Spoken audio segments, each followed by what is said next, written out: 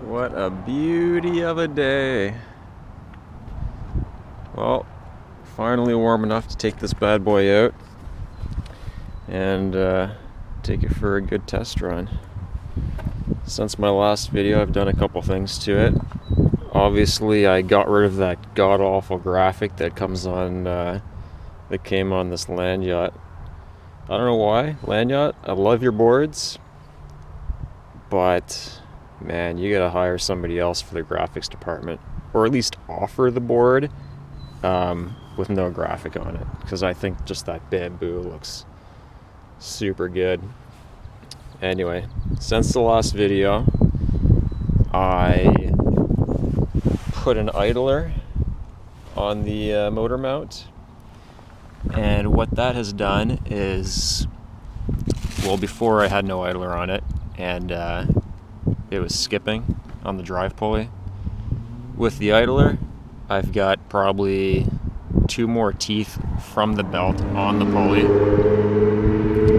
and it's still not super tight, but I haven't had any issue with slippage under acceleration. Next up, I put a switch because I was getting tired of plugging in and unplugging the Dean's connectors. This is just a lot quicker, more simple. And I also put this bracket sort of thing over the box because the last time I had this thing out, it was about -5 out, and I dropped the board and the cover fell off. Well, broke off. You can maybe see where it's broken. But with this on there, I'm not too worried about it anymore. I used wing nuts with Loctite because I'm not planning on needing to gain access to this very often. But if I'm out for a rip and I need in there, I don't want to have to always carry a wrench with me. Now this is a drop through, so I covered the gaping holes with the leftover plate material, and up front I went on Amazon and found this voltmeter, but it's kind of sort of like a fuel gauge, or at least I'm hoping it'll act as one as you're en route. The ESC is supposed to cut off at, I think, 3.2 volts per cell, but at least this way I'll know when I'm getting close. Just wanted to give a side profile view of that voltage display. And the width of it, I did not have to modify the width of the hole, as it's kind of shaped something like that. And it just dropped in there, no problem. It's about 10 or 11 degrees Celsius outside right now. Not super hot, but I brought my thermometer. One last thing to anybody who's building or plans to build or wants to test one of these things: bring your tools. You don't want to get 3 or 4 miles out and have your motor fall off, and then you literally have to carry your board back because it's all attached by wires. Now this won't be so much of a range test today because the battery's not 100% fully charged. Alright, here we go. I can just barely make out the 23.1 volts. And we're off.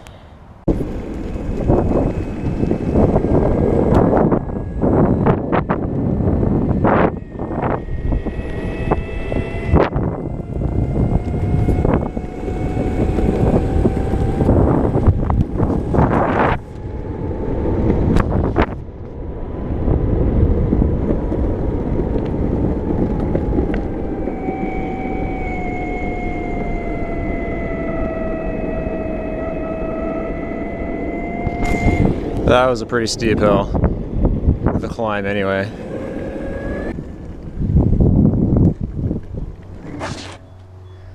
I must say, even though you don't have to pump on this thing, it's pretty hard on your legs. Well, maybe that's just me, but my back leg has got a hell of a cramp in it. Okay, so it's still going, so my average speed's going down. but I was doing about average 18 kilometers an hour. Anyway, I've gone about 1.62 kilometers. Let's check the temperature. So after going 1 mile with a couple small climbs and descents, 75 degrees Fahrenheit. So far our voltage, 22.9 volts.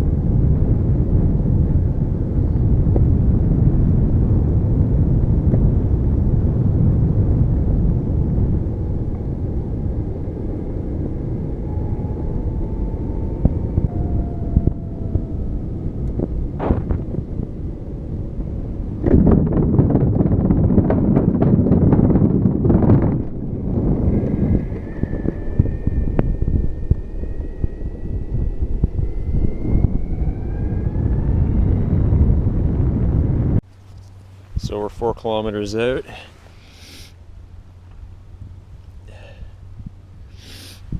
.9 Fahrenheit. Same temperature. And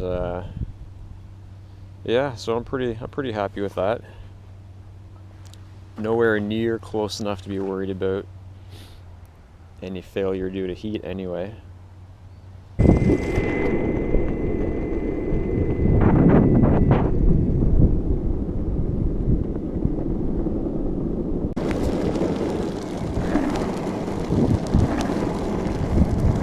I was hoping to not have to cover this part of the review, but it is a little bit harder to pump if without a motor attached to it. It's a 10 out of 10. With the motor, I'm gonna say 6.5. It rolls about as good as a longboard from Walmart. Break time. A little out of shape. I don't do that much in the winter, so this is pretty much the first bit of exercise I've had since, I don't know, October. It was fun though. Overall, very happy with it. Turned out great. Tons of fun to ride. It's not super awesome to pump, but like I said, it's not the end of the world if your battery dies. You just got to work a little harder to get home. Actually, I'll take back what I said earlier. Out of 10, 7.5. I think I was just going up the hill, and I was grumpy because the battery died. But now that I'm on a smoother path, it's really not that bad.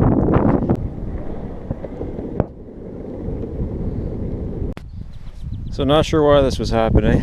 Perhaps someone who knows a little bit more about electronics could inform me. But as I was going, pumping, every once in a while, the motor would like want to brake on me. Not brake, but like slow down.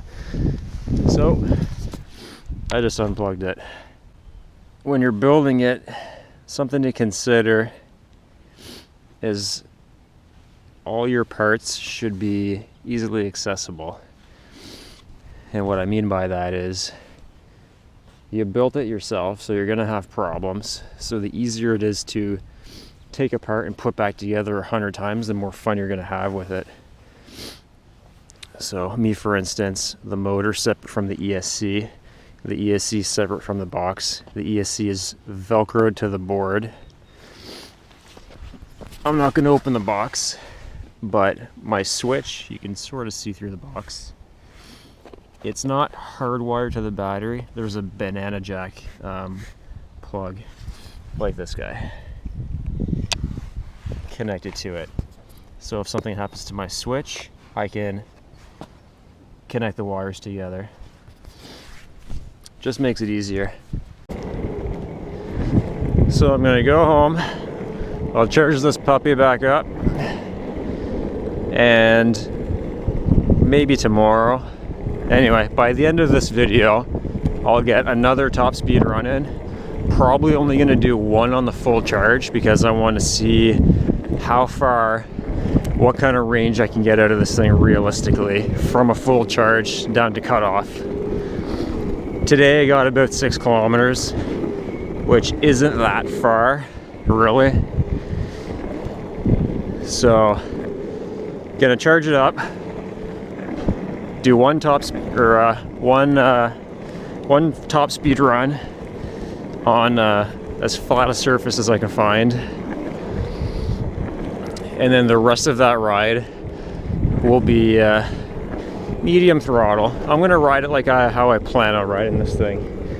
Probably about 20 kilometer an hour average on mostly flat paths with small climbs and descents, and we'll see how it does. And we're back. Hopefully there wasn't too much wind noise on that.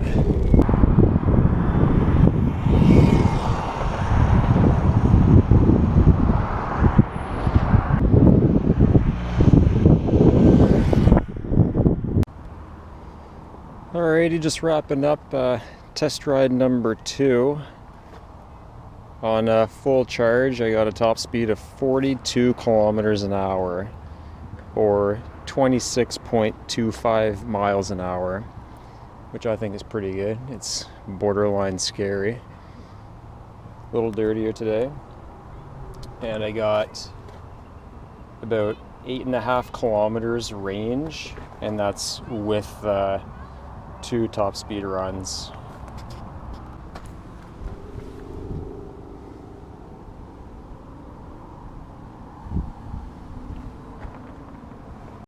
Almost forgot to mention, I did the full ride, almost no stops, and when I did stop it was literally for about 30 seconds. I just wanted to make sure these wing nuts weren't coming loose, which they weren't, which I'm happy about. But the ESC got up to about 98 degrees Fahrenheit, and the motor got up to 102.